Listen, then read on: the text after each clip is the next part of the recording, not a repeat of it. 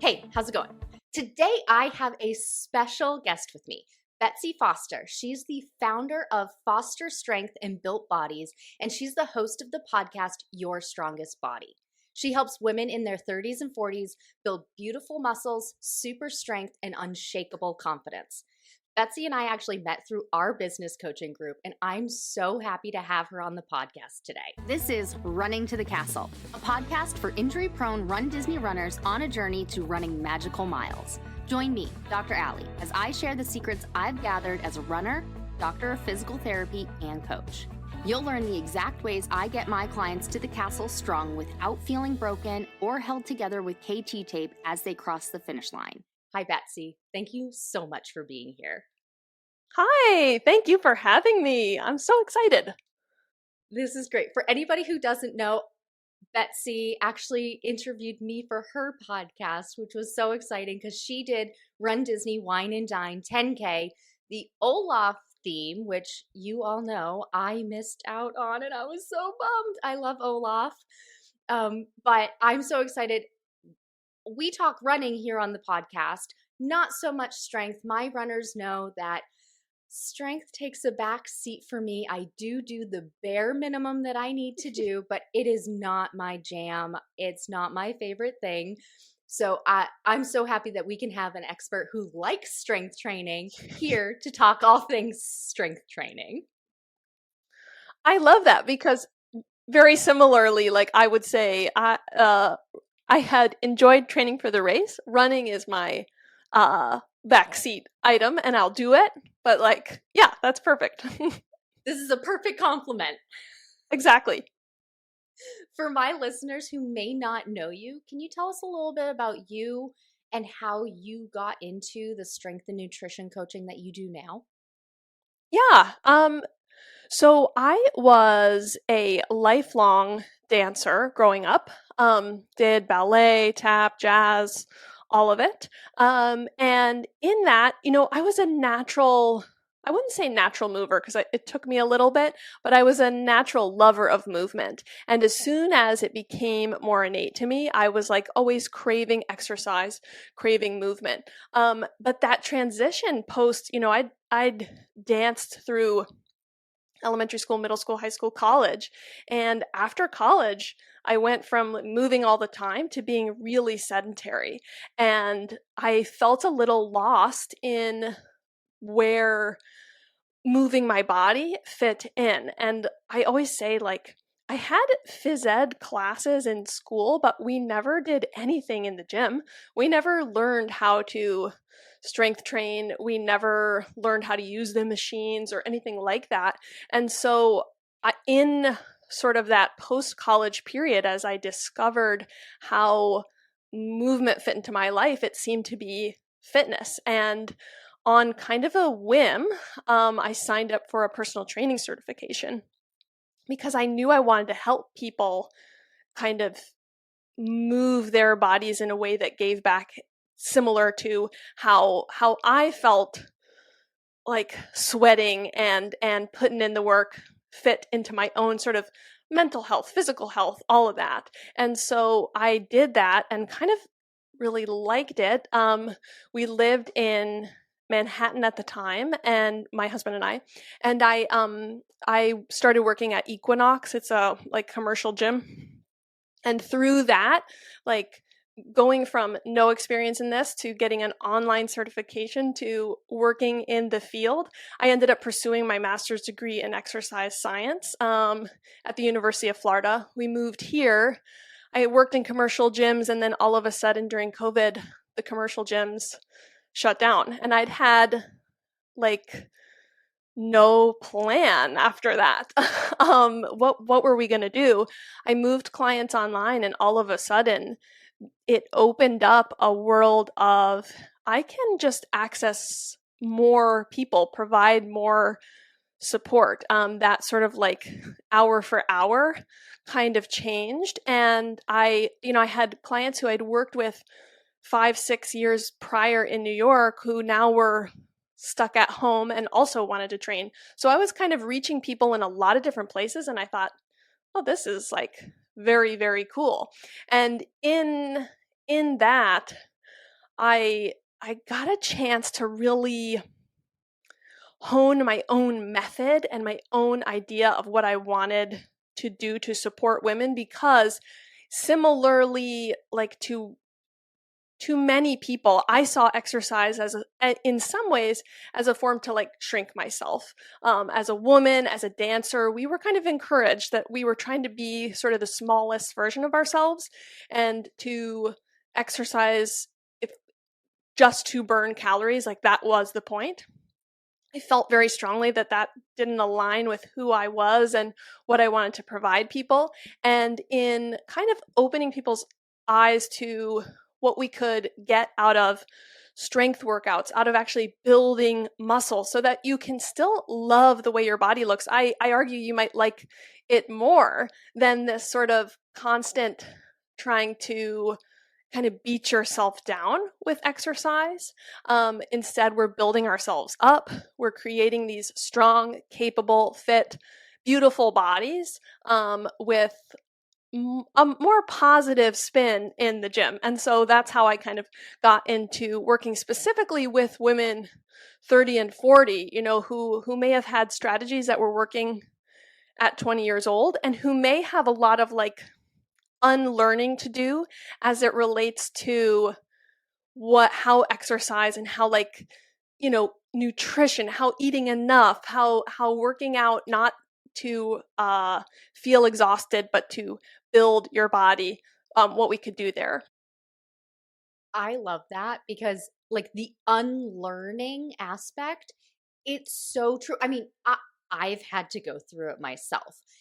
In it, in addition to like the clients I work with or just things that I see online, so many people, mainly women, think I need to exercise to burn calories. Like Mm-hmm. calories in, calories out. If I want to lose weight, if I want to look better, if I want my jeans to fit better, I need to exercise in order for that to happen. And it's all of this unlearning because to no fault of their own, like physicians and medical providers are telling them this as well, in addition to the social media and things like that. Exactly, 100%. Like, these are messages that we've just been inundated. Once you like start to notice them, you notice them everywhere. And Everywhere. yeah, it definitely takes some curiosity about like, why do I feel this way, and why have I made the decisions that I've made. And like you said, to no fault of their own, we got to be gentle with ourselves and say, hey, there's a reason why I've felt this way. Now what can I do differently? Exactly. I mean, growing up, so I am 38 years old. So growing up, like early 2000s, those were my teen years. I vividly remember, and it probably even started before this, like even coming from my own household. Like if we were at the grocery store or stopping for gas because we'd go on, trips down the Cape in the summer, stop and get gas, go in, use the bathroom. Oh, there's the candy. Literally hearing, you can get that as long as you burn it off later. Those were exact words that came from within my household to me. Yes. It's wild that I don't have disordered eating. Right. So no wonder. Yeah, exactly. That's very And then, lucky of you. And like, you've done the work for it, I imagine.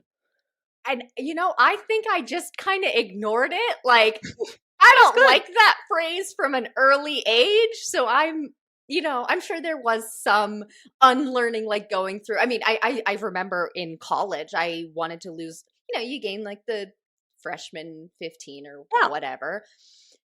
And I remember eating salads and being like, yep, this is what I need to eat in order to lose weight. And it's like, ma'am, you're eating lettuce. Like, Right. feed your Right. body. But that's No wonder before I you knew feel anything. terrible. Yes. You're basically eating like a rabbit is. We don't Yes, know how completely. rabbits feel. Yeah. So how, since we're already kind of talking about this, like how do how do you recommend women like start unlearning this to make themselves be able to strength train, and not think of it as I have to do this because I need to burn off the Snickers bar that I just ate? Yeah, that's a great question. I think there are kind of three aspects. One, I lead with the philosophy of like, I want you to electively choose to move your body. So that might mean you like make it a little easier one day, or you pick the kind of exercise you like. I think you should lean into it. If you enjoy running, I think you should run. Do I think that I can like make suggestions in terms of like this will help your running or this will help your sport or something? But I think that people should just like start to view exercise as something that adds to their life rather than detracts, and that it is not a punishment but something that we're kind of giving ourselves back. So kind of like always leading with that. The second one is that I really believe once you start to think about how exercise, specifically strength training, is building your better body rather than like spot reducing. We talk about like fat loss, and we talk about how, oh, I want to get rid of this or I want to get rid of that. I understand where that comes from. I always think of that scene in the Mean Girls movie where they're all picking each other apart in the mirror, and then the girl who has never lived in American society doesn't know what to do because it's culturally conditioned that we like pick apart things. So if we can start to think about resistance training and really like, I know we think about bodybuilding in the sense of like bodybuilding competitions, but when you think about it in terms of like, I can build a body that I really love, that like re-energizes me, that feels strong and helps me do the things in my day-to-day, that I like looking at in the mirror, that I buy clothes that feel good on. Like once you shift that, I think training becomes a lot of fun. I think workouts become more sustainable, and it's like such an add to your life. And then the third thing is probably the nutrition piece and the idea that we're like eating to fuel our bodies. And I mean that in the sense that like, yes, we want to fuel it for activity, but we want to fuel all the parts of it. So we also want to fuel the joy and the comfort. And it's not just like, let me look at these nutrients and only eat these nutrients. I like to think about food in a really holistic way. But if we are starting to think about how the food we eat helps us train hard enough to see results, and actually like gives us energy, it can feel so much easier to eat. I think people are preoccupied with nutrition because all they're doing is trying to eat less than they did the day before. When you're starting to think about like, how can I eat more food to feel better? And that doesn't mean like it doesn't mean that you're haphazardly eating because you're still thinking about nutrients. It doesn't necessarily mean you're eating more calories. You're just thinking about like more food volume, more nutrients, more energy. And people can see really dramatic strength gains, really incredible fat loss while still aiming to like have a better relationship with food. And I think that really changes the long-term results and the sustainability of the whole process. Yeah, it make it enjoyable. We don't have to punish ourselves. Unlike what, society may be Yes. telling us. Like we are good people and we deserve to be here and we deserve to enjoy the life that we're building, and that includes the body we're building and the food that we are taking in. So you said something about like, you know, the energy that the food is giving you, and thinking about it as essentially nourishing what you want to do and making it enjoyable. So I I'm curious if you do this. Like, do you look at a type of food, any food, could be cake, it could be chicken, like, and think to yourself, oh, that is,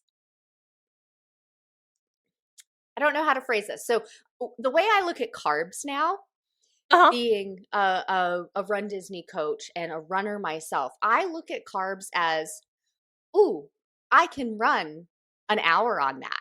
Like that is what is gassing me up to go and run an Yes. hour.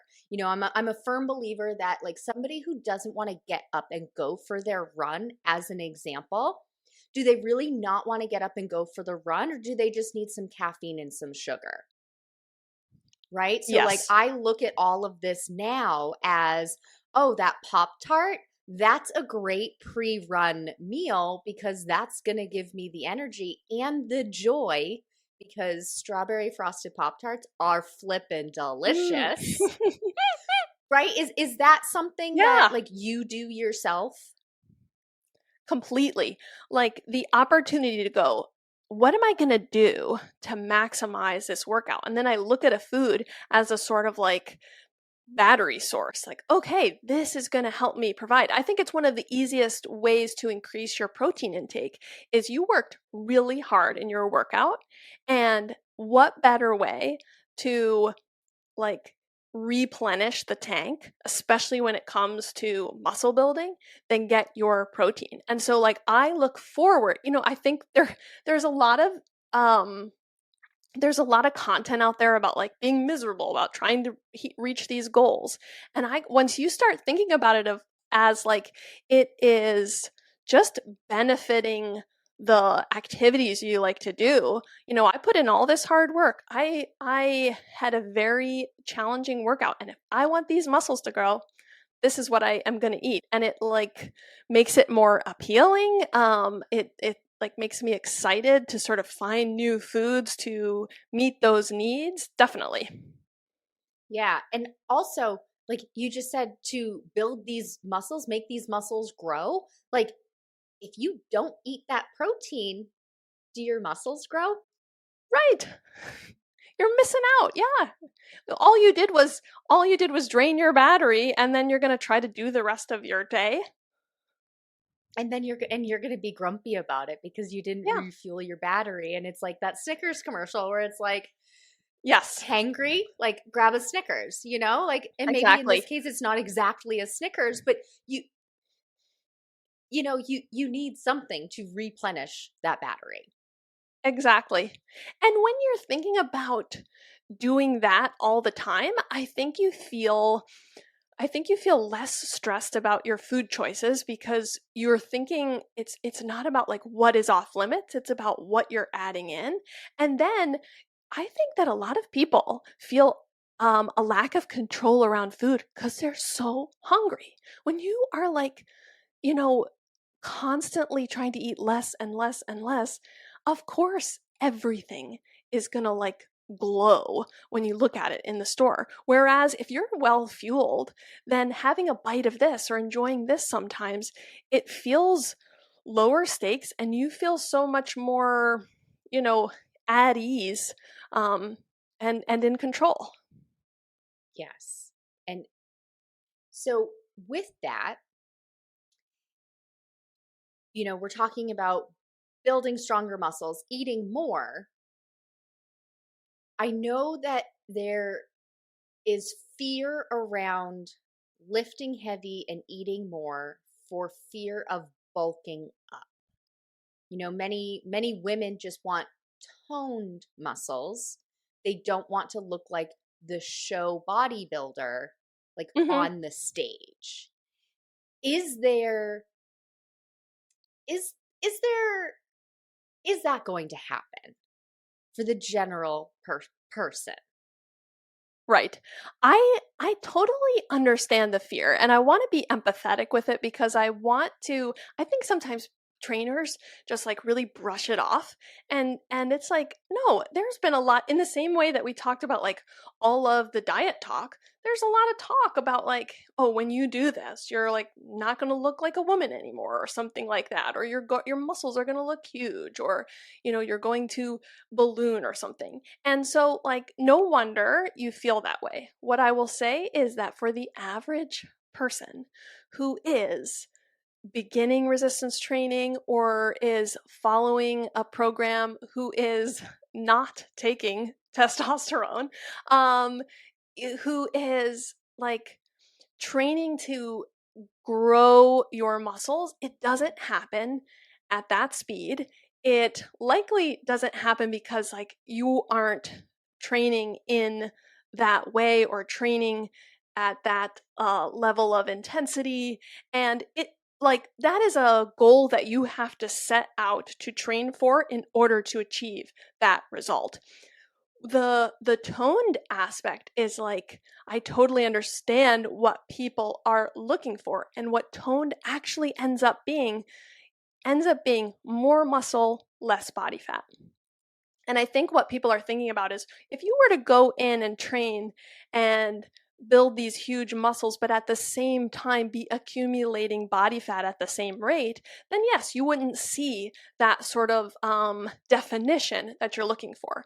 If you are either maintaining or losing body fat at the same time and building muscle, you're going to see a big change.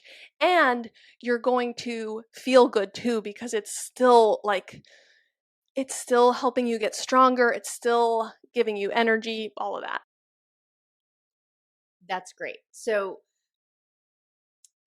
what I'm hearing is somebody who's doing those like fitness competitions, which I think and I know because I have had this conversation before.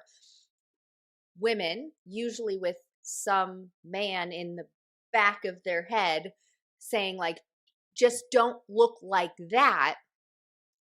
That takes determination and that to be your goal for that to Yeah, happen. Like that that's doesn't happen by accident. definitely not. Definitely not. Exactly. Yeah, there are lots of things that go into it. Either a certain kind of training, either a certain kind of nutrition program, and like sometimes they are like enhanced athletes, and that's why it ends up being that way. Okay.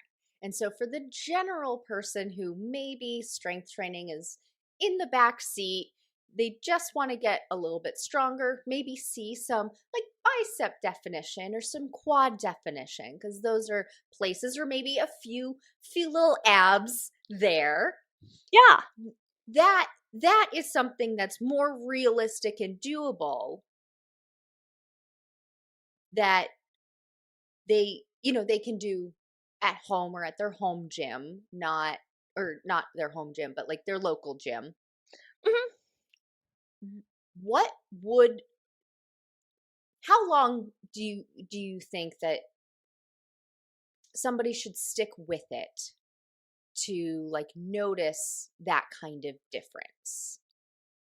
I think that's a great question. I think that the challenge with that is like one, I think in leaning toward being afraid of like the bulking process, a lot of women then kind of go far to the other end of the spectrum, and then they are afraid to lift anything, and they're using weights that are really too light for them. Now, I'll say that everybody's different. So too light for someone is not going to be the same as too light for another person. So I'm not picking on a certain weight. I hate when we talk about certain numbers because like that might be challenging enough for you. But if it's not hard enough for you and it's not creating the stimulus to build muscle, what we're ending up doing is just kind of more often than not like working muscular endurance, or in some cases it might even be cardio for you. Those are great forms of exercise, but they're not going to do the muscle building part. So the first thing we have to do is make sure that we're lifting at a difficulty level that fits you and that can actually like build the muscle. And then you got to give it enough time. And so I run a 10-week program, and I encourage people to at least give it the 10 weeks. And it, huge transformation takes a long time. But I promise that if you do these style of athletic bodybuilding workouts and build muscle and build strength, you can see visible muscle definition in that time. And it's the kind of thing where you're like walking by the mirror and you flex a little and you saw something that you didn't see before, which is so cool. And I think like sometimes that feels like a long time, though I would bet many of your runners do not see that as a long time because they are invested in their training, and understand sort of the time commitment it takes to reach a big goal. Strength training is no different than sort of like that kind of, it takes a long time to commit to a big goal. It takes time for a physiologic change, going through Yes, physical right. therapy school. And I know you did exercise science, kinesiology. Like, scientifically, it takes 10 to 14 weeks for muscle to change, just on the cellular level. So Mm-hmm. the 10 weeks is perfect timing. Like, yes, of course, it seems short, but seems long all at the same time. Like, we all Yes. want overnight change. That's not happening when we're talking about doing hard things. We need Right. to give it some time. If we want a quick fix, it's not going to last. That's great. And so you're seeing your clients, like, they'll walk by the mirror and be like, "Oh, look, that shirt's a little bit fits different," or, "Oh, Yes, jean size is different." definitely. Yeah.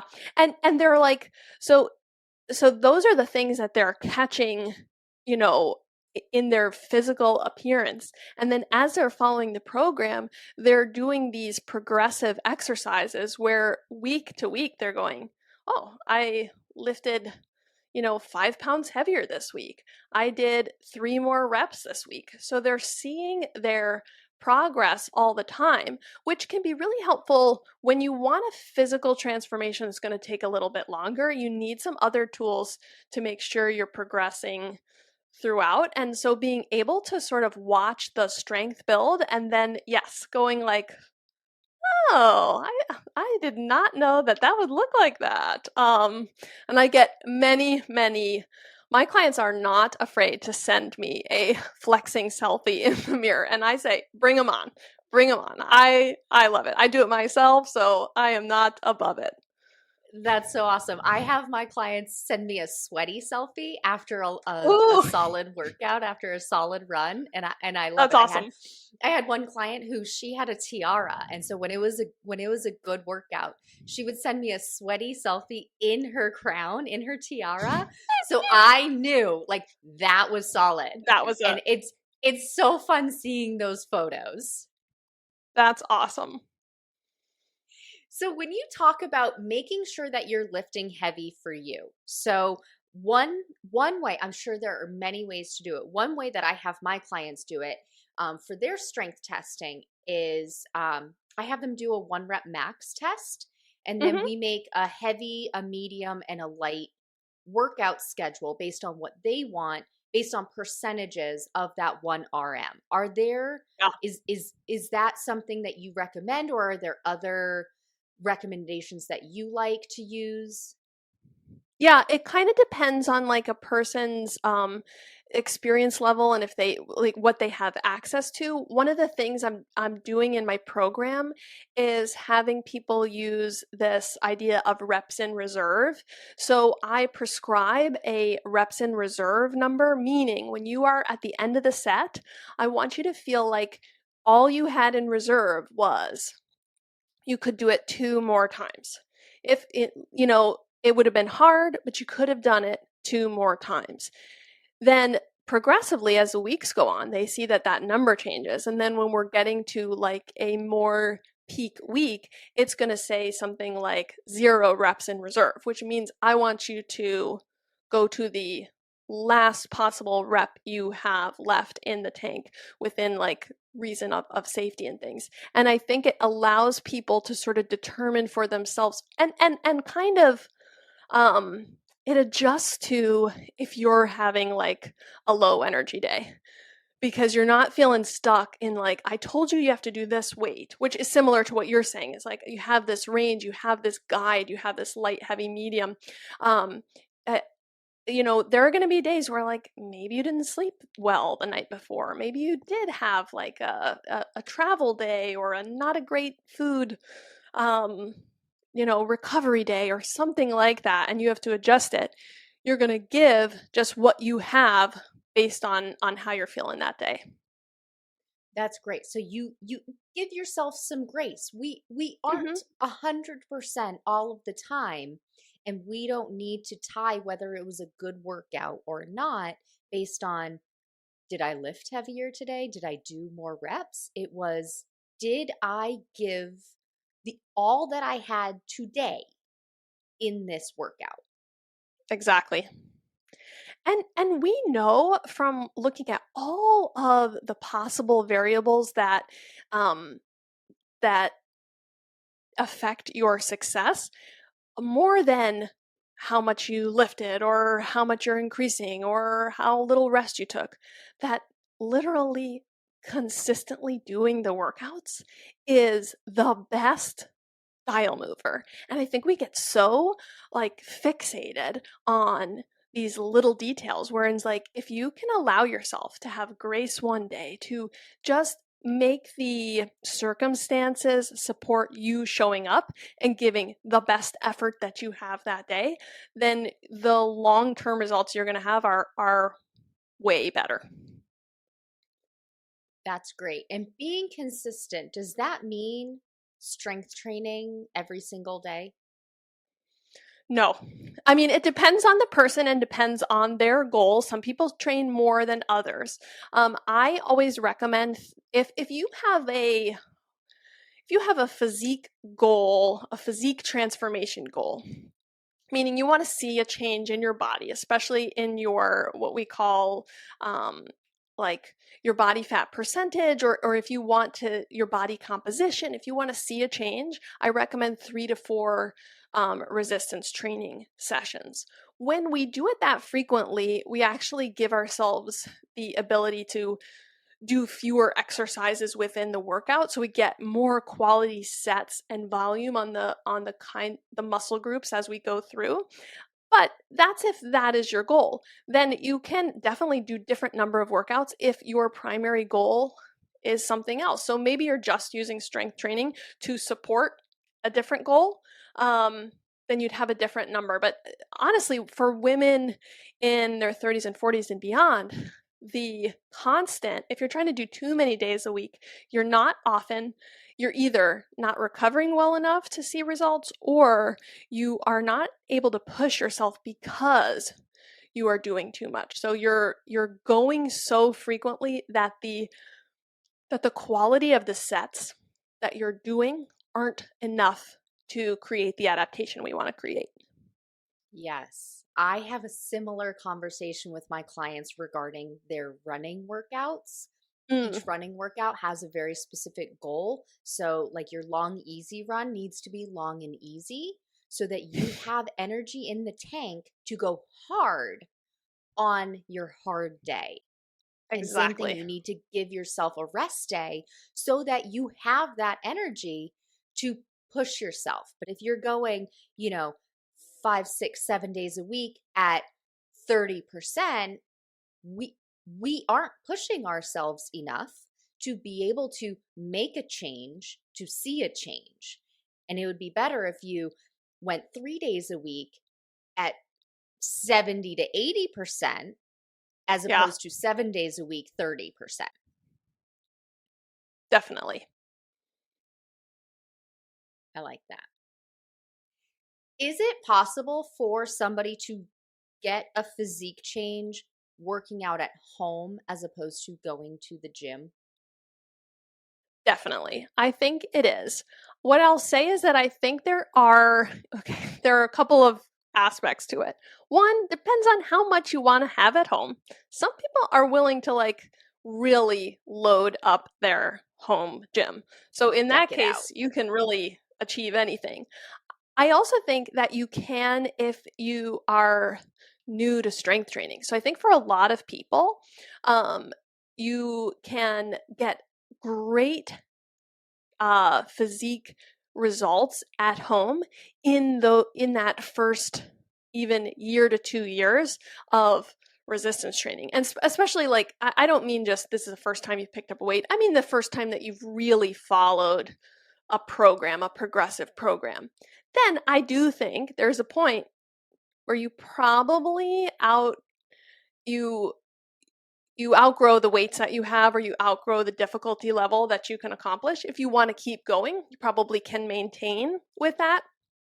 But I find that when people have created that kind of physique change and built that strength at home in those first year, 2 years, unless it's like really you just don't like the gym, they often have a new confidence, a new ease about going into the gym that you didn't have before. Because I think for a lot of people, and I don't want to speak for everybody, but I think it can be an intimidating place. And I think it can be a place where you're so concerned, like that you're not doing things correctly. And that, I think a lot of people get in their heads about what they look like in the gym. And I say that with like real empathy and understanding. I believe that others are not judging you. I would like to I can say that I really believe people are sort of in their personal bubble, but I understand that feeling. And so I think if you want to sort of create some self-efficacy and really feel some results first, you can have a lot of success at home and then kind of transition to the gym. Yeah. That's great to know, because I have heard clients say, well, I go to the gym because I I was told by who knows who that you workouts at the gym are nothing. Excuse me, workout at home are nothing. So, You have to go to the gym. And I have also heard the other way of, I don't go to the gym. I only work out at home because I don't want to be judged. And it's very interesting because in my experience, so I personally don't like the gym. I work out at home, and that is a personal preference. I was totally. part of a I've been a part of a couple of gyms here in Las Vegas, and one of them it was just too crowded. I literally could never get on a machine Yes. or even use dumbbells that I wanted. So I would be waiting around for 20 minutes waiting for something. So that one didn't go. And then the second one I went to, it has two locations here. It is a national chain, at least national. I don't think international.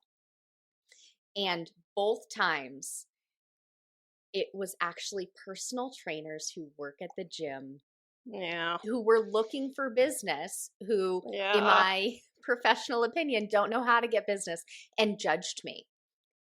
Because Yes. one particular instance, it was a hard run day, so I'd already run on the treadmill, and so on those days I do go lighter, especially based on like where it was in my race schedule. And one of the machines was jammed with the pin, and Mm. I like my fingers, so I called them over, and I'm like, can you help me with this? And so he helped me. And so he asked, oh, where do you want it? And so I told him the weight I wanted at, and he goes, oh, that's too light for you. And that was the only conversation we had. And I looked at him and I said, you don't know what my strength goals are in general or today. I'll keep it at that one. He's like, well, if you want my advice, you should go to this weight. And I said, I don't, thank you. And then in another instance, the head personal trainer came up to me. I was using one of the cable machines that it's the adjustable arm. I forget, like a Cybex, like adjustable arm Yeah. machine. Mm-hmm. Mm-hmm. And this was still when I worked in the physical therapy clinic, and I had a patient who he worked in a manufacturing company, and he got hurt on the job. And the only motion he does, he works on like an assembly line. The only motion he did was like this kind of like start a mower motion. Mm-hmm. And but it was like a weird angle. And so I was trying to figure out, how can we recreate building strength for that motion? Mm-hmm. Because we just got cleared to go beyond like the 5-pound resistance bands. And so I'm like trying to figure it out. The personal trainer comes up to me. He goes, I know what you're trying to do and you're doing it wrong.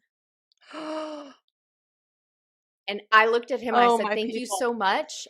You don't know what I'm trying to do. And I'm not Yes. doing it wrong. And I'm like, this, like, just, I get it. I wasn't going to hurt myself. Like, I can totally understand if somebody's coming up to me and being like, you're going to break the machine, you're going to hurt yourself. Like, I had it on like the lowest setting it could. I'm like trying to just like, and I was like, no, we are good. I'm going to go back to working out at home. Yeah, I understand that, and I have watched those kinds of things happen in just so I understand, and I always say, and this is what I say to people who are kind of looking. If you're looking for a personal trainer, these are the things to look for. I always go, one, I have never once in my 15 years of personal training experience, full-time personal trainer, which the average personal training career lasts less than 18 months. So it could tell What? you exactly sort of like, yeah, it's less than 18 months. The barrier to entry is so low. In some ways, like, great, it's just not it's not it's not a great field in that sense. And the I've never offered a piece of unsolicited advice, because what comes from offering unsolicited advice? If someone wants advice, they will ask you. They like that is, and that is also like, I realize people are trying to create, get business for themselves, but like, by being present, by being helpful, by being around, someone might ask you for something, and that person has given you permission to offer that, piece of advice. And then the other thing is, like, some people will ask me like, oh, is that person doing that wrong, or is that form correct or something? And I say, I have no idea, because like, I know what ideal form for every exercise looks like, but I also have enough knowledge to know that due to someone's injury history, due to someone's just anatomical structure, due to their specific goals, due to their, previous difficulties with pain, they may be adjusting an exercise, or any exercise can be used for any goal, and it may look different, and the weight you use may be different, and the range of motion may be different. So if someone has a lot of definitive answers that don't have nuance, they likely don't know what they're talking about, is what I always say. Like, movement is nuanced and requires like thoughtfulness, and requires considering a lot of things. So the know-it-alls, the gym bros, I mean, that's often not the case. Yes, I love that. If somebody doesn't have some kind of nuance to the explanation, they likely don't know what they're talking about. That I agree 100%. People ask me all the time, are lunges and squats bad for my knees? I have no idea. Yes, right. I have no idea if they're bad for your Your knees. Yeah.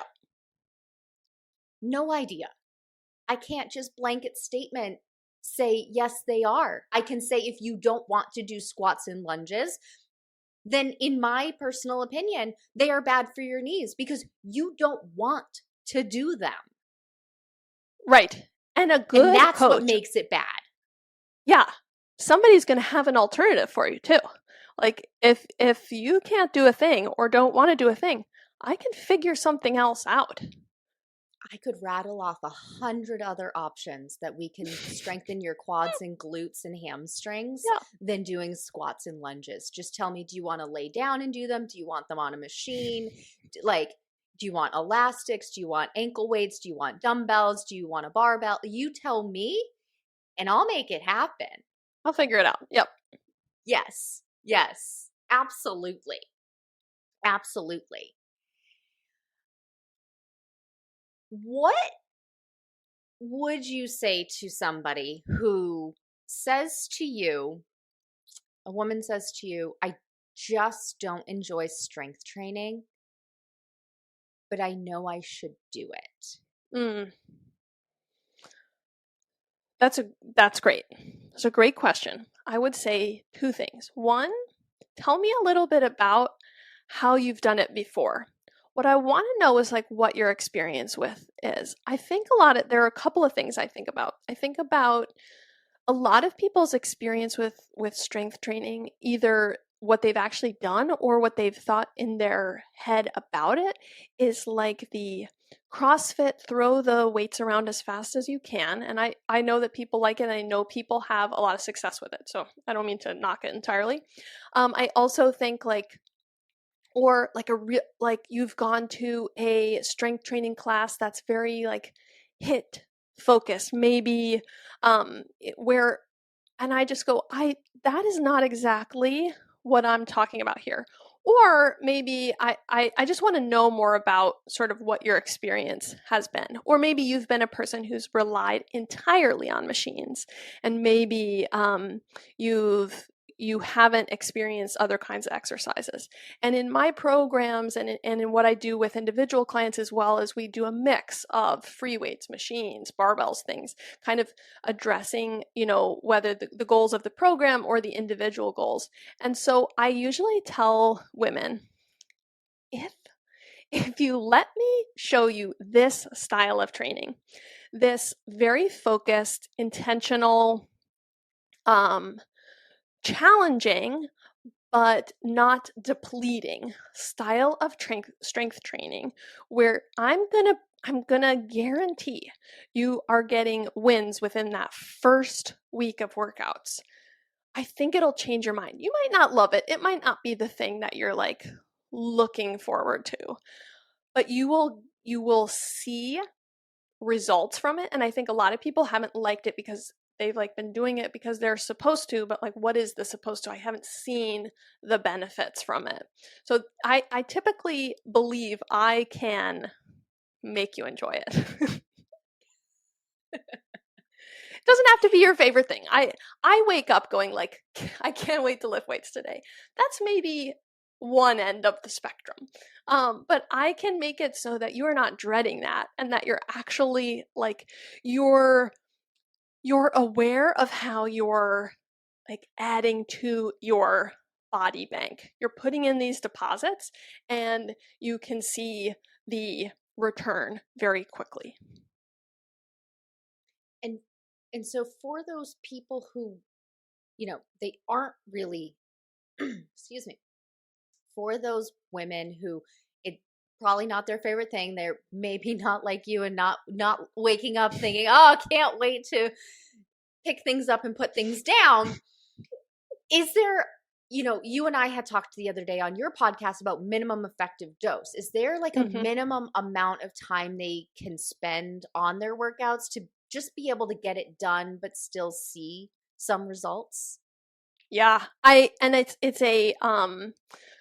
it is an even greater sort of like recommendation for those heavier weights, because if you can really push yourself, and by push yourself I mean, not like, I don't mean go super fast, I don't mean get super sweaty, I mean work to a place where you are really challenging yourself. I always call it like the edge of discomfort, where you feel like, oh, I just don't know if I can get one more, this is really hard.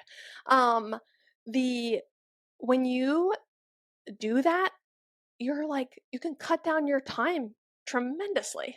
There are so many ways in which you can do 30 minutes 2 to 3 times a week and get great results from it. And I think committing to shorter or less frequent workouts at the start is a great way to build a sustainable habit. I had somebody start with me right at the start of COVID, and she was like, I am not going to a gym. I'm not going to a gym when the gyms open back up. Can we do these at home? And I was like, yes, here's what I think you need. And at the time, all the weights were gone. Like, everybody had bought all the weights. So there were no weights. Yeah, couldn't get them. So she had soup cans at home and a couple of like duffel bags, and we filled the duffel bags. She started with 2 20-minute workouts a week, and this past month she's bought a bench and adjustable dumbbell racks and like all of these things. And this past month she started doing 4 workouts a week. She'd gone like 2 and they got longer, and we went to 3, and then she's like, well, I started with 2 and a bonus, where the bonus workout was just kind of like hovering for you. And I was like, if you feel good, go for it. But you don't have to feel, if you're attached to like I know a lot of high achieving women are like, if I didn't get that done, then I'm a failure, you know? Yes. So like that Yes. bonus was sitting there as like, if I can do it, I'll try. And then she's at 3, and then she's 3 in a bonus, and she's like, I want to do 4. And I'm like craving the next workout. And I went, my work here is done. Achieved. Goal Yeah. achieved. Yes. So I think it's totally possible. And once you start liking something, it's easier. And you may just, like, I think, particularly, and I don't want to speak out of turn because you are working with your clients on these kinds of things, but I think if the goal is running the races, then the strength workouts are literally just there to complement and to support, and like they fit in where you need them to go, because that is the goal. Yes. And yes, absolutely. And I just had a conversation with a client yesterday where they were asking, like, do I need to do strength training? And I said, in this time frame, no. This is a strength training is a bonus for you. I talk about things in kind of seasons, in phases. And so you have I have 5 phases of a running journey. And so we have the rest and recovery phase, which is right after a race. Then you have your build phase, which is in between time after rest and recovery, but before you start officially training for your next race. Then you have your training phase, you have your taper phase, and you have your race phase. So for this particular person, we're in training phase. So no, you don't have to do strength training. If you want to, we can make it work, but that's a bonus right now. Mm-hmm. And it can always be a bonus when we're talking about running, because I have so many runners that tell me, now, of course, I have a background in physical therapy, so that is always on my mind. And that is usually what attracts runners to me, is that background. And they'll say, well, I need to strength train to get rid of my pain or get rid of my injury or prevent injury. And I'm like, I'm probably one of the only physical therapists who's going to tell you that is actually not the case. You can achieve this without strength training. Yeah. But they will come to me looking for strength exercises because they're injured or because they don't want to get injured again. And I'm like, I'm here to tell you, you don't have to. Like those chiropractors and those physical therapists 15 years ago who started that marketing campaign that you need all of the strength exercises to not be injured, bless them, because they did a great job. They convinced everybody. They convinced everybody. And now I'm trying to like undo that. But if that's what you want, that's what you want. And I will give that to you. Right. Yeah. Right. Definitely. Yeah. And I think like in the same way, people on the other side of it are like, yeah, but you aren't having me do a lot of cardio. And I'm like, right, I don't need you to, honestly. I need you to like move your body more. But that's for that goal. If somebody came to me and was like, I'm going to run a race and I told you not to do cardio, then I would be wrong. You know, like the goal specific approach is really important. And so you have to look for somebody who's going to guide you in the direction of what you want to be achieving. Yes. And not pushing their own agenda. You know? Yes. And for it to match. Exactly. Like if somebody comes to me and is like, well, I need to, get a lot stronger and build this physique and tone up and build muscle and lose body fat. I don't have a runDisney race signed up. I'd say, I am not the person for you. Let's go talk to Betsy, because That's not happening. But you have to run miles if you want to run a marathon. You have to lift weights if you want to be stronger Yeah, in like an actual muscle strength kind of stronger. exactly. Right. Exactly. And it has to match. Yes. Well, Betsy, I want to respect your time because we have been doing this for an hour. Thank you so much. Is there something I will give you a chance to let us know where to find you, but is there something that you'd like to share with the audience that maybe I didn't know or forgot to ask? I think you asked amazing questions. I think they're great. I think like we covered really everything. The one thing I was thinking about, and this has just been sitting in my mind since we talked the other day, was just about how, like, when I was at that Run Disney race, I am not a runner. I ran for fun, and I was looking around at all of the people who are like smiling and like excited to wake up at 2 o'clock in the morning and go to a race, and like moving their bodies feels good, and they found a way to do it in a way that kind of like matches all their interests. Like the costumes are spot on because you are the people who know Disney the best.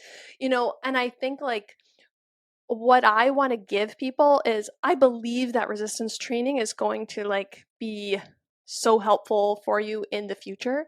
I also think that the best thing you can do is like exercise that brings you joy. And so for so many people, I think you got to find what you like doing, and you got to find coaches who bring that out in you and support you. So like I don't use language about like the workout being miserable. I don't talk about like crushing you or like we wrecked your glutes today. No, like I mean, you worked hard, but it's all kind of thinking about like this that the taking care of yourself as a real positive aspect of this like one life we get to live. And I was just thinking about you and sort of the people you work with and how helping them finish so strong in this thing that's like just a like lovely expression of people being happy and moving their bodies. I think if we were all happy and moving our bodies more, the world would be a nicer place.